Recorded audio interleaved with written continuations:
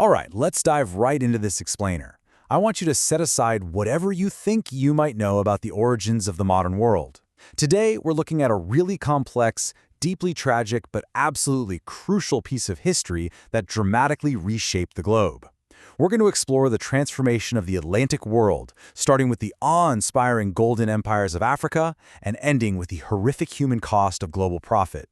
So wrap your head around this staggering ratio. It completely upends how most of us picture early global migration. Between the years 1500 and 1800, 3 Africans arrived in the Americas for every 1 European. Seriously, think about that for a second. It means the foundations of the Atlantic world were overwhelmingly built by a forced African diaspora. Section 1. The Wealth of Early Africa. Long before Portuguese ships ever showed up on the coast, Europe already had this vivid, almost mythical obsession with African wealth. Think about the history behind this quote. Back in 1375, Jewish cartographers drew up the Catalan Atlas, and right smack in the middle, they painted Mansa Musa, the ruler of the Mali Empire. They depicted him as the Black Lord, sitting on a marble throne, casually holding a massive golden orb and a scepter. And the sheer scale of that wealth? Well, we can trace a lot of that fame back to the year 1324. That's when Mansa Musa made his famous religious pilgrimage to Mecca. He had a layover in Egypt, and get this, he spent and gave away so much gold that he literally caused the global price of gold to crash for several years. I mean, that is an unimaginable level of economic power, and it puts sub-Saharan Africa squarely on the map for traders all across the Mediterranean and the Middle East. Section 2. Crossroads of Faith and Trade. Just like the Americas, pre-1500 Africa was incredibly diverse. On one hand, you had countless stateless band societies, small towns, and folks practicing thousands of localized animistic faiths with really tight-knit family ties. But then, on the flip side, you had these massive, highly structured empires, places like Mali and Songhai. Their rulers were Muslim or Christian, and they were deeply plugged into the Mediterranean and Indian Ocean through robust global trade networks. And this dynamic perfectly illustrates how religion was used strategically by growing empires. You see, converting to Islam wasn't purely about faith. When traditional rituals couldn't stop a drought, Islam offered an otherworldly alternative. But on a practical level, it provided Arabic as a written language, a universal law code, and a rock-solid framework for taxation and extracting tribute. Maybe most importantly, though, it built incredibly powerful diplomatic and business bridges right across the Sahara Desert. Section 3. First Contact with Portugal. Driven by a mix of economic hunger and religious motivation, the Portuguese slowly began establishing coastal trading posts down the African coastline in the 15th century, and things escalated fast. It kicked off in the 1440s, with Portuguese sailors literally kidnapping people along the Senegambia coast to sell in Europe. But there was also complex diplomacy happening, like the 1491 baptism of the King of Congo. By 1497, they're sailing completely around the southern tip of Africa, and by 1500 they make landfall in Brazil, basically tying these continents together. This rapidly evolving worldview is captured perfectly in the Cantino map from 1502. This wasn't just a navigational tool, it visually anchored the shifting European mindset. It proudly shows off the newly built Portuguese forts in Africa right alongside the very first fragments of the newly encountered Americas. It was essentially a political statement, arguing for the greatness of Portugal's rapidly expanding empire. Let's zoom in on the complex relationship specifically between the Kingdom of Congo and Portugal. Initially, this actually started as a promising alliance of peers. We're talking royal baptisms, a Congolese prince who is educated in Rome and ordained as a bishop, and Portuguese merchants marrying elite African women. But the underlying motives were, frankly, purely economic. The Portuguese were really after gold, ivory, pepper, and as we'll see, increasingly, enslaved human beings. Section 4. Origins of the Slave Trade. So this data reinforces what we talked about at the very beginning. Of all the arrivals in the Americas from 1500 to 1800, 75% were enslaved Africans. Only 25% were Europeans.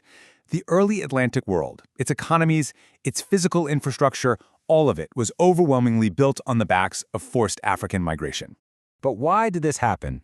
Well, according to our source material, this massive demographic shift wasn't born from modern racial identities. Instead, it was driven by cold, hard economics. When Portuguese planters destroyed the Guanche peoples of the Canary Islands, they were desperate for a new labor force to cultivate sugar, which was a highly labor-intensive and wildly profitable crop. Combine that with elite families back in Europe demanding domestic servants, and you've got the spark that ignited the economic machinery of the slave trade. And all that economic demand required physical infrastructure. Take Elmina Castle, built in the 15th century on the Gulf of Guinea. Initially, it was just a trade settlement. But over time, this massive stone structure was systematically transformed into one of the largest institutionalized markets for human lives on the entire planet. This insatiable demand for labor actively corrupted local African societies. In the early days, slavery was usually a customary byproduct of war. Captives got sold. But as the trade became more lucrative, it infected everything. Listen to this chilling quote from a 16th century Portuguese Jesuit. "As long as witches are sold, they will be uncovered daily." Think about that. People were suddenly being accused of witchcraft or minor debts for one reason and one reason only: to generate bodies to sell to the Europeans.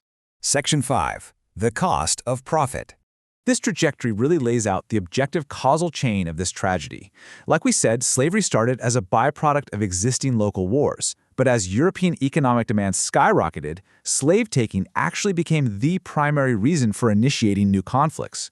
Wars were literally being started just for profit. And ultimately, to justify these horrific atrocities and the massive wealth they generated, Europeans normalized a hypocritical denial of black humanity. They essentially entrenched anti-black racism into the global mindset. The source notes a deeply destructive, reoccurring pattern here, specifically between Angola and Brazil.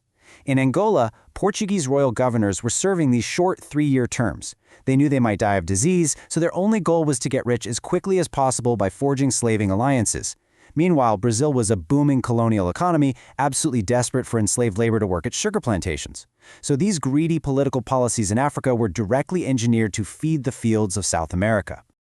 This relentless pursuit of profit ended up tearing former diplomatic alliances to shreds. The Kingdom of Congo, which, remember, started as a peer to Portugal, was decimated.